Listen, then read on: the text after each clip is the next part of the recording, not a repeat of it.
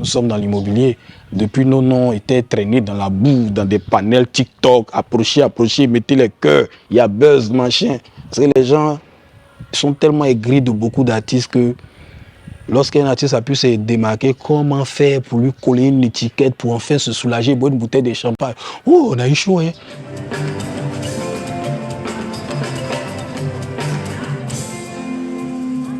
Ben moi, je connais l'environnement musical, comme je vous ai dit. Bon, tout ce qu'ils feront comme commentaires et tout, ça ne va rien me dire. Comme je t'ai dit, je préparais mon album, on me disait qu'est-ce qu'il va chanter, c'est Djene Badjaba, c'est Imra, c'est Bidjibé, oh lui il est pété, il a trop d'argent, il est dans l'immobilier, il ne va rien chanter de bon. Et dès que j'ai envoyé le son, tout le monde m'applaudit, bravo, tu es sorti dans d'autres, tu es fort. Si tu veux écouter, je pense que tu vas te planter. Du coup, Arafat est décédé, c'est même on commençait à dire, ah, le coupé décalé est tombé depuis Arafat est décédé. Or, le même Arafat était vivant ici. Beaucoup disaient, ah, Arafat, tu es tombé, tu n'oses plus. Actuellement, c'est Ariel Chidé, c'est Safarel, c'est Magic Diesel, allons à Gagnoa. Nous, on a vécu tout ça. Donc, tout ce qu'ils disent, vraiment, je connais. On a déjà vu ça. C'est juste souvent des gens qui ont tellement dénigré Didier Arafat qu'aujourd'hui, ils n'ont pas pu digérer. Du coup, à chaque fois, ils cherchent eux-mêmes à se soulager, ils cherchent à se consoler avec ce genre de commentaires, machin. Donc, si tu rentres dedans, ça va te faire énormément mal. Moi, ça me dit absolument rien parce qu'il y a beaucoup aussi qui ont échoué. Donc, c'est une manière de justifier leur échec en disant que oui, tel a fait ça, tel a fait ça, tel a fait ça. C'est pour eux-mêmes se consoler.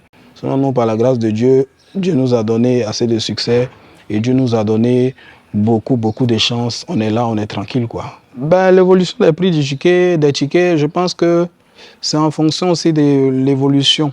Parce qu'aujourd'hui, les salles sont de plus en plus chères. C'est en phase des réalités. C'est pas fait exprès. Aujourd'hui, tu vas au Palais de la Culture, ça coûte cher. C'est pas une salle où tu peux prendre à 500 000, à 200 000, à 300 000, donc faire ticket 1000 francs, 500. C'est une salle de plus de 7 millions. Aujourd'hui, la logistique, tout ce qui est sono, écran, micro, machin, c'est, on va se dire, plus de 5 millions. Donc, naturellement, tu es obligé de faire des tickets assez conséquents pour pouvoir même seulement te rembourser, rentrer dans tes fonds, hein, même pas avoir du bénéfice. Parce qu'avoir du bénéfice, c'est compliqué.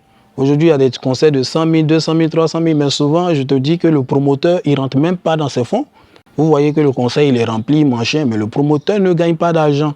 Il gagne juste peut-être en crédibilité. Il peut-être rentre dans ses fonds juste essayer de se rembourser et avoir une visibilité pour sa structure. Parce que ces mêmes artistes qui remplissent des salles à 100 000, 200 000, ils ne viennent pas avec leur manager et deux danseurs. Ils viennent avec une cinquantaine, soixantaine, souvent centaine de personnes. Quand tu connais le coût des billets d'avion, le coût des hôtels, les machins, c'est difficile.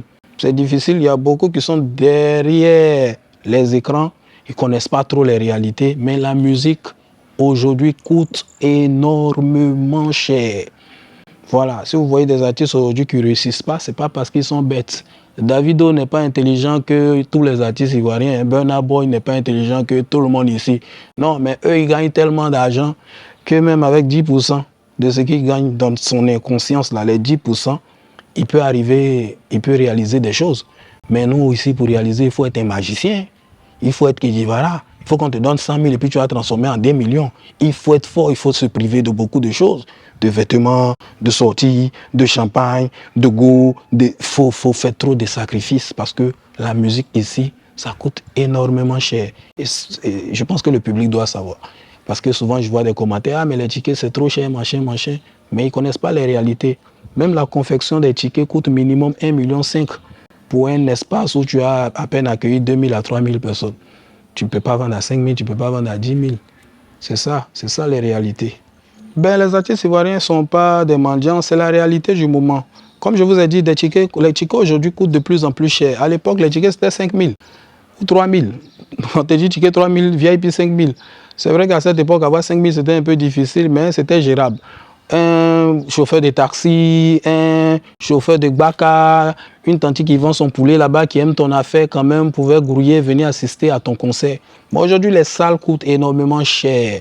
La logistique coûte cher, la publicité coûte cher. Donc l'artiste, pour rentabiliser, est obligé de faire le ticket un peu cher. Mais la classe aussi qui va venir à ce genre d'événement, est-ce qu'il kiffe ta musique? C'est pas sûr. C'est un peu ça. Donc du coup, tu es obligé de combler ce manquement, ce vide, avec peut-être chercher des partenaires qui vont acheter quelques tickets, offrir au public, aux fans, aller voir des parrains qui vont acheter des tickets, offrir des fans qui veulent bien s'y rendre, mais qui n'ont pas forcément les moyens.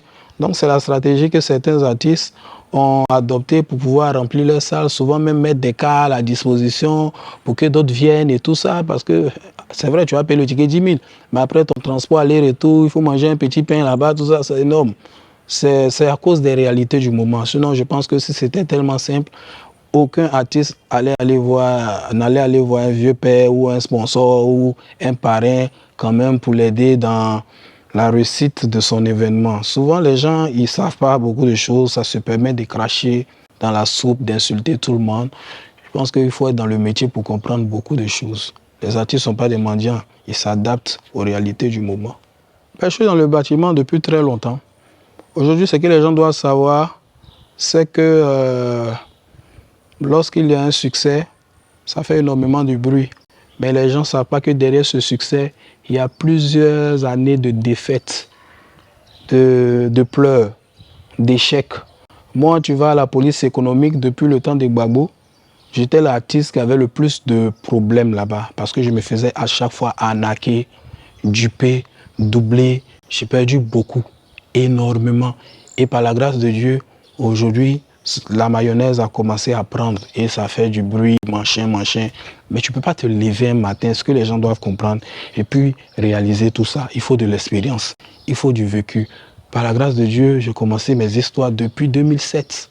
Moi, j'ai payé mon premier terrain en 2007-2008.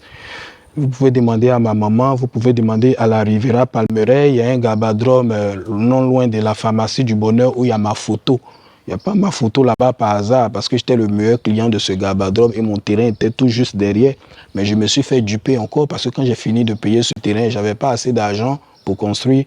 Le temps de prester dans les maquis, dans les boîtes, attraper les 200 000, 300 000, 500 000, un peu, garder jusqu'à ce que ça fasse peut-être 10 millions après 2 ans ou 3 ans pour dire commencer à mettre fondation. Quand je suis arrivé, c'était des litiges. Je suis encore allé à la police économique et c'est beaucoup de souffrance.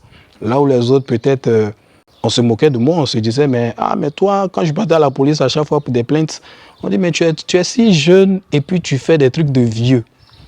Tu es petit, c'est toi, tu veux construire une maison, tu veux payer terrain, fais comme tes amis, va payer champagne, va payer les voitures, va payer machin. Moi, à mes spectacles, c'est DJ Feno qui partait me déposer dans sa voiture. Quand il me disait, mais ta chanson marche, pourquoi tu ne payes pas de voiture? Il dit, ma maman m'a imposé de payer un terrain d'abord. Donc vraiment, c'est compliqué. Il dit, mais nous aussi, on peut payer le terrain, mais nous, on a payé nos voitures, mais ça, là, c'est pas bon. Mais moi, j'écoutais ma maman et puis je l'écoutais et je faisais ce qu'elle me demandait. Donc aujourd'hui, c'est plusieurs années de souffrance. Aujourd'hui, j'ai eu un peu d'expérience, donc je sais comment acheter des terrains, je sais comment construire, j'ai une équipe et tout ça. Voilà pourquoi on demande aux gens d'entreprendre, d'avoir des projets de vie. On ne se lève pas un matin pour réaliser. Chez beaucoup de personnes, ils te diront, oh lui, il faut le laisser, c'est un ministre qui lui a donné. C'est un directeur, c'est la première dame, c'est mon chien, c'est le président, parce que chacun veut justifier son échec pour se consoler, pour se soulager, en se disant que lui, là, c'est pas normal, c'est parce que c'est lui, là, de manière, nous, on entend trop de choses, mais ça nous fait rire, parce qu'on a du vécu, et il y a des traces. On s'est fait arnaquer, on s'est fait doubler, on a fait trop de choses. À la Riviera Palmeraie, vous pouvez demander à tout le monde, ils vont vous dire, le petit Kejivara, depuis il a 18 ans au quartier ici, là, il fait cave. Il avait une cave à la Riviera Palmeraie. Il avait un bar au Rosier. Je cite, je dis, moi quand je parle là, je dis des noms que tout le monde connaît, les gens du Rosier, de 4e programme. Ils vont vous dire que Kejivara avait son bar ici en 2012-2013 qui s'appelait l'île Shawata. Il avait son studio d'enregistrement vers Agitel Formation. Il avait un salon de coiffure vers la rue Ministre. Donc, je n'ai pas volé. C'est un parcours et il y a des traces. On ne nous a pas pris comme ça pour nous déposer. Non. Donc c'est ça, c'est à force de chercher qu'on trouve, à force d'entreprendre, essayer, bah, ça n'a pas marché, studio, ça n'a pas marché, terrain, on te double ici, machin, qu'un jour, Dieu a mis sa baraque et puis, bim, ça a explosé. Donc ce que je peux dire aux gens, c'est d'avoir des projets de vie, même quand ça ne va pas, qu'on te double, quand tu en as, pendant que les autres se moquent de toi, c'est de croire. Parce que c'est vrai que tu as perdu en argent, mais tu as gagné en expérience. Aujourd'hui, tu peux te permettre de faire certaines choses que d'autres ne pourront pas faire parce que tu as un peu plus d'expérience, tu sais comment faire les choses. Donc, naturellement, nous, on a commencé à entreprendre depuis très longtemps. Même ma première production, 18 avril production, pendant que mes amis, c'était pas de leur faute, se faisaient produire par Barrette Boulevard des Stars, qui est mon vieux père, MG Marcori Gasoil, qui se faisait produire par David Monceau, au Go ou au Biomusique, je ne me rappelle plus trop, qui se faisait produire par JC4 Cocotier, j'ai confiance en toi jusqu'à la fin du monde, par Jagen Aboué à la rue Princesse, par Charlie Parker. Moi, j'étais le poussin qui est décidé de m'autoproduire. Parce que je me dis, la production, c'est... Quand tu es un producteur, déjà, l'environnement n'était pas trop favorable. Les cachets, c'était 50 000, 100 000. En plus, le producteur, il a mis de l'argent, il doit rentabiliser. Donc, il a 80% à prendre. Du coup, les artistes, ils brillaient juste pour la forme. Mais c'est normal, puisqu'ils n'investissaient pas dans eux. Quelqu'un, il investit dans toi, il met ses millions, il fait les clips, il faut qu'il puisse se rembourser. Donc, moi, j'ai investi dans moi-même. Et ça a pris. Donc, c'est naturel. Vous voyez, nous, on s'expose, il n'y a aucun... Un homme d'affaires qui viendra dire c'est moi on a financé lui là, c'est nous on a fait ça, c'est nous on a fait ça. Les gens ils parlent juste pour se consoler, juste pour soulager eux-mêmes leur échec. Mais nous on a travaillé pour arriver à ce niveau. Donc on n'a même pas besoin de se cacher. On dit aux uns aux autres de faire comme Kejivara, de vite entreprendre, même si tu perds, même si tu échoues, de ne pas désespérer parce que tu gagnes en expérience et puis un jour par la grâce de Dieu, ça va péter quoi. C'est un peu ça.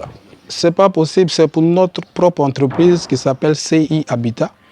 Parce que moi, ma carrière, je savais où je partais.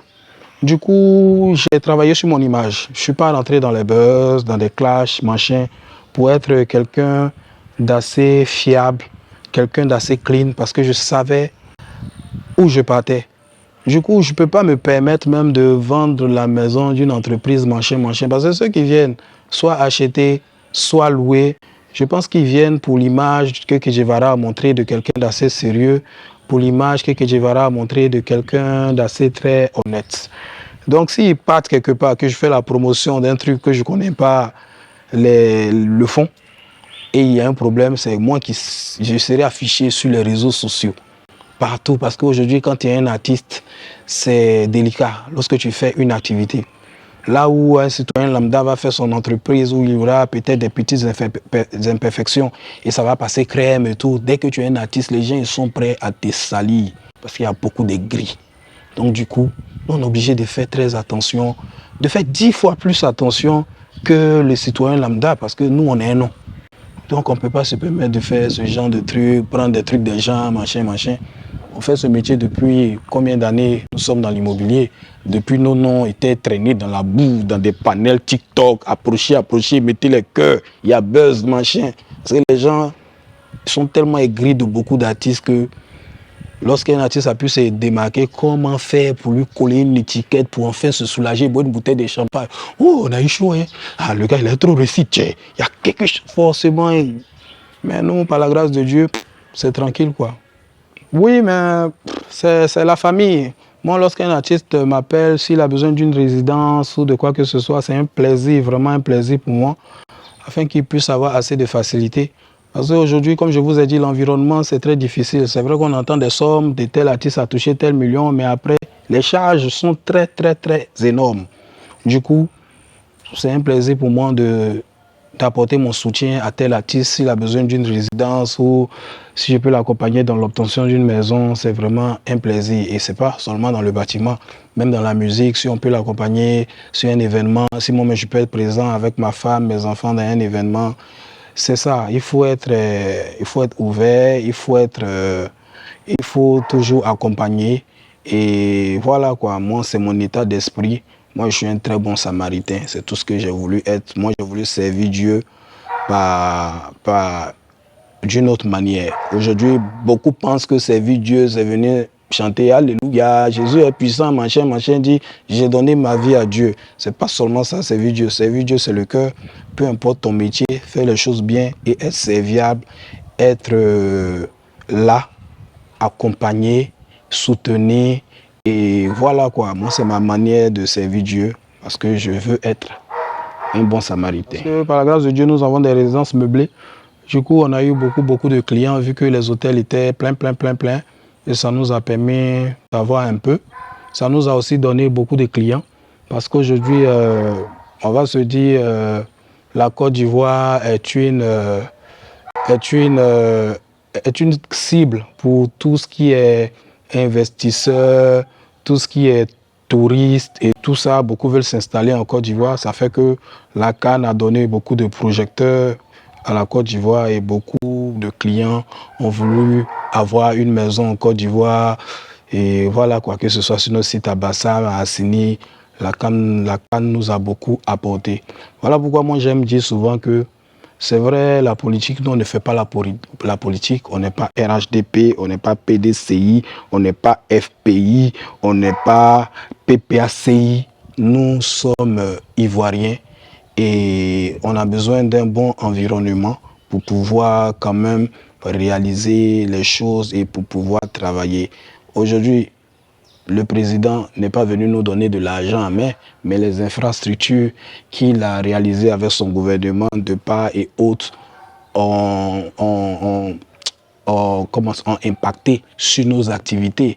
Tu peux payer un petit terrain quelque part à l'épée là-bas ou sur la route d'Azopé et bizarrement, les infrastructures arrivent, il y a une route qui vient à côté, il y a un hôpital, machin, le petit terrain que tu as payé à 1 million, tu le vends facilement à 30 millions, 40 millions, avec pardon. Hein. C'est-à-dire on te demande pardon pour pouvoir vendre ce terrain à 30 millions, à 40 millions. Ce n'est pas la politique, mais c'est les infrastructures, le développement qui emmènent à impacter tes activités. Nous, on a eu cette chance-là.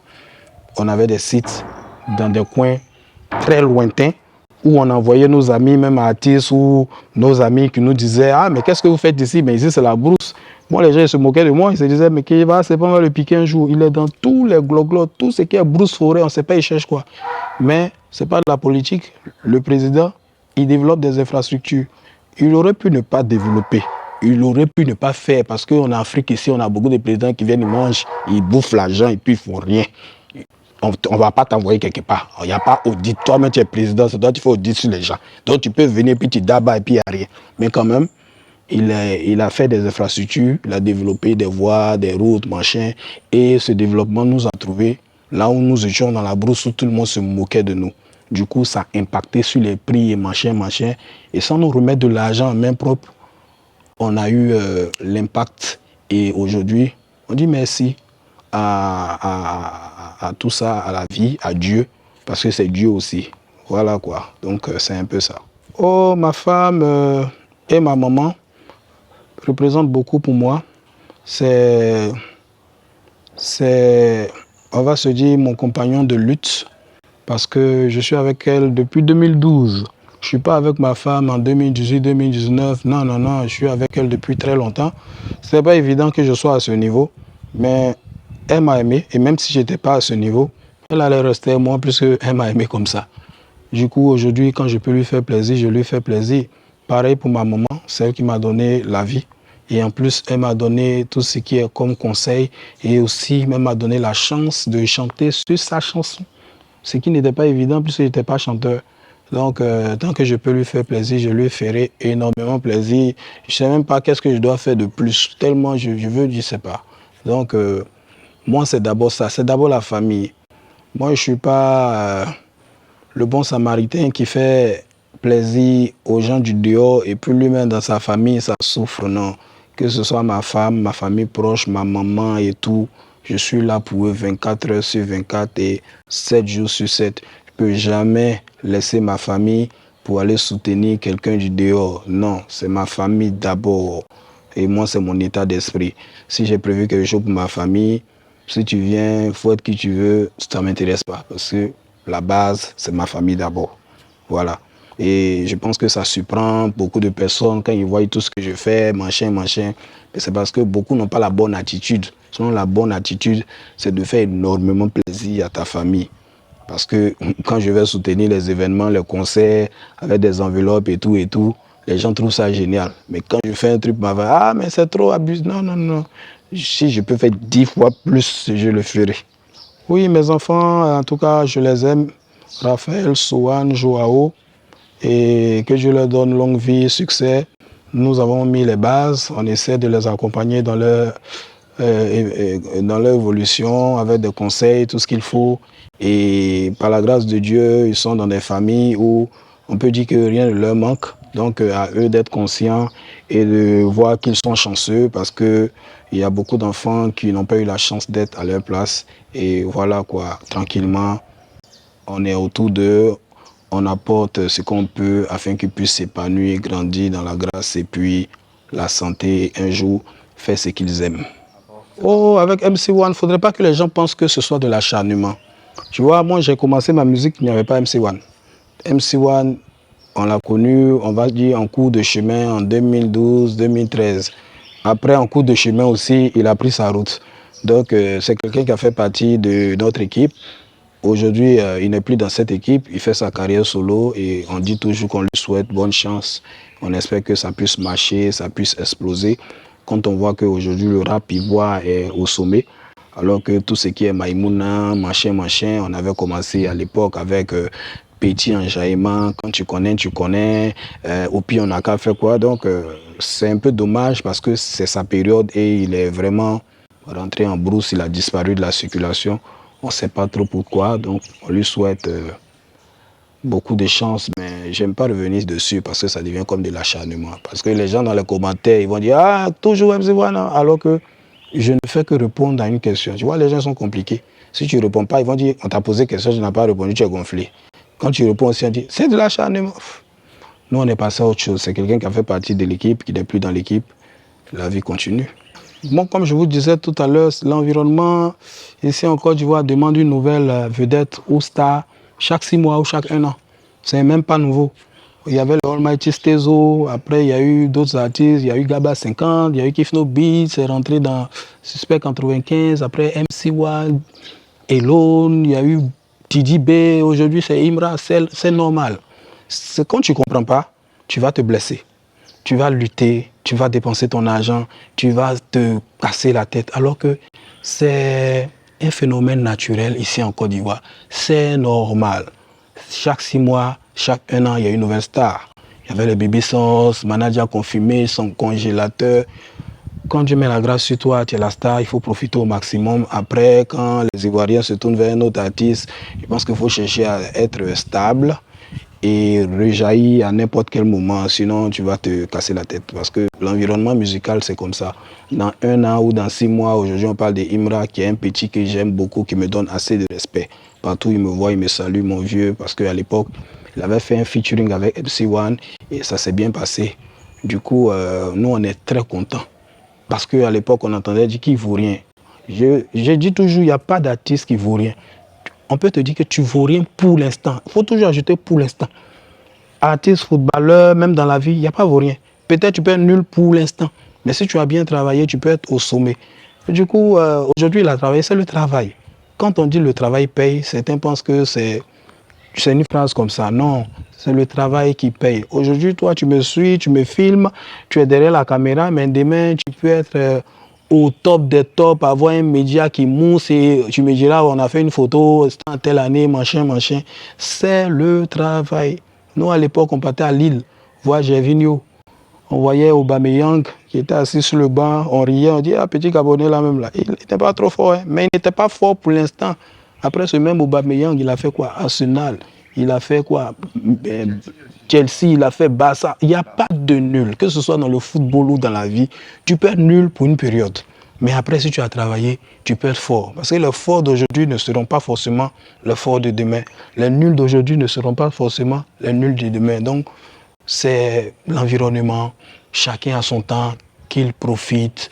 Et même si c'est Didi B que j'aime aussi, parce que c'est quelqu'un qui travaille énormément. Tu aimes Didi B, tu l'aimes pas. c'est quelqu'un qui travaille depuis son groupe Kiff No Beat jusqu'à aujourd'hui. Il a du vécu, il a de l'expérience. Et puis voilà quoi. À n'importe quel moment, tu peux rebondir, tu peux... C'est la musique. Aujourd'hui, on parle de Que Guevara, on parle de décapsulaires, de machin. Pourtant, il y a d'autres qui disaient, ah, mais il est tombé, il construit une maison. Aujourd'hui, tout le monde dit, tu es sorti dans d'autres, tu es l'artiste de décembre, tu fais mal. C'est comme ça. Et quand tu comprends ça vraiment, le succès de X ou Y peut jamais, au grand jamais, te faire mal. Parce que chacun a son heure de gloire et à toi de t'organiser pour toujours te maintenir et être. Ben, mes rapports avec l'international Javinho, c'est mon frère. Depuis longtemps, c'est le premier footballeur professionnel que j'ai connu. Je ne connaissais pas de footballeurs professionnels parce que moi, j'ai grandi à la Riviera Palmeraie. Il n'y avait pas de footballeurs là-bas. J'ai grandi aussi à la Riviera Golf. Il n'y avait pas de footballeurs là-bas. À Gonzagueville, il n'y avait rien. Donc, Gervinho, c'est quelqu'un que j'ai connu très tôt, dès qu'il est quitté à l'académie, par le bien de Elfazo Pascal, et nous sommes restés en contact, de telle sorte qu'à chaque fois quand il faisait un nouveau transfert, que ce soit à Lille, j'avais mon maillot, à AS Roma, Arsenal, en Chine, et toujours, c'est quelqu'un qui me donne assez de respect. Moi aussi, je lui donne beaucoup de respect. À chaque fois quand il est à Abidjan, quand il me sollicite pour tel ou tel truc, je suis là. Moi aussi, quand il le sollicite, quand je veux sa présence dans tel événement, il me fait l'honneur de venir. Ce n'est pas le seul. Il y a Mas Gradel aussi que je remercie, qui est quelqu'un qui m'a aimé naturellement. C'est lui qui a propulsé mon son Nongo Nongo. Parce qu'à l'époque, les footballeurs, quand ils dansaient tes morceaux, ça faisait le bim. Et c'est le premier footballeur qui a marqué un but à la CAN qui a dansé Inami Nongo Nongo. Et ça a pris toute la Côte d'Ivoire. Ça m'a permis d'organiser mon premier concert au Palais de la Culture. Même quand je suis entré dans l'immobilier, c'est un de nos partenaires d'affaires qui a cru au mouvement, qui nous a accompagnés. Et voilà quoi, je salue tous mes gars, que ce soit Wilfried Sengo, qui est un très bon joueur, que je salue, que ce soit Agbadou, qui est un très bon défenseur, que ce soit Ghislain Conan et tous les autres que j'oublie. Vraiment, que Dieu mette la grâce dans leur vie et puis qu'ils continuent d'évoluer. Voilà. Ben, le père d'Aloa, je ne le connaissais pas. Je voyais ses vidéos sur les réseaux sociaux. C'était des vidéos assez drôles qui nous faisaient rire tranquillement. Et je l'ai connu, je pense, à un feu. Il vendait les tickets de son concert, il m'a accosté. Et j'ai eu à acheter quelques tickets. Il a beaucoup aimé, il a beaucoup apprécié ce geste parce qu'on ne se connaissait vraiment pas. Et de là est partie une amitié. Lorsqu'on a voulu sortir l'album, on l'a convié à la release party et naturellement, il a pris la chanson, il a imposé la chanson, il a commencé à faire des vidéos sur la chanson de telle sorte que la chanson ait de la visibilité, de l'impact et ça nous a accompagnés aussi dans le succès de cette chanson.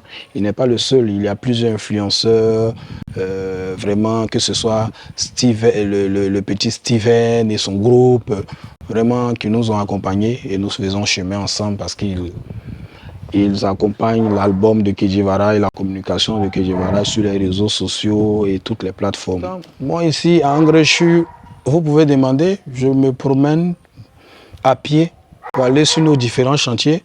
Quand je suis fatigué, je prends mon vélo, je me promène pour aller sur nos différents chantiers. À la Riviera Palmeraie, quand tu vois Que Guevara et que tu commences à peut-être à vouloir faire une photo, machin, on sait que tu n'es pas du quartier. Parce que tout le monde me connaît dans le quartier, tout le monde me connaît au Gabadrome. Moi, j'essaie d'avoir une vie vraiment très simple. Quand tu as une vie simple, le jour que tu es galère, personne ne sait. Le jour que tu n'as pas de voiture, personne ne sait. Le jour que ta voiture est gâtée ou que tu es en train de marcher au quartier, personne ne sait. Parce que souvent, ta voiture est garée et puis tu marches. Donc, quand les autres diront, ah, mais lui, il est tombé, machin, d'autres diront, lui, là, c'est son travail. Hein. Même le jour que tu es au Gaba, peut-être le jour là, c'est mou. Mais personne ne saura que c'est mou parce que même quand ça va, tu es au Gabadrome. Je pense que c'est la meilleure vie. On ne peut jamais savoir à quel moment c'est bon sur toi, à quel moment c'est pas bon sur toi. Parce qu'on n'arrive pas à te canaliser. Et moi, c'est ce que je fais. Moi, tu peux me voir dans un maquis. Je suis assis, je suis en train de boire mes bières. Comme tu peux me voir dans une grande boîte de nuit aussi en train de boire mes champagnes. Tu peux me voir marcher, comme tu peux me voir dans une Brabus, dans une GLE. Moi, je m'adapte à tout. Parce que moi, mon papa était hyper pauvre et ma maman était hyper riche. Donc, j'ai eu cette vie-là de m'adapter quand c'est bon et quand c'est pas bon aussi. Ça ne me gêne pas, quoi. Voilà, quoi. On me dit je ressemble à Maître Gims. Non, mais c'est Maître Gims qui me ressemble. Parce que moi, j'ai commencé à chanter avant lui. Voilà, c'est parce qu'on est en Côte d'Ivoire. Donc ici, là, les gens ne considèrent pas trop l'homme. Sinon, moi, je suis un dangereux chanteur aussi depuis longtemps jusqu'à là.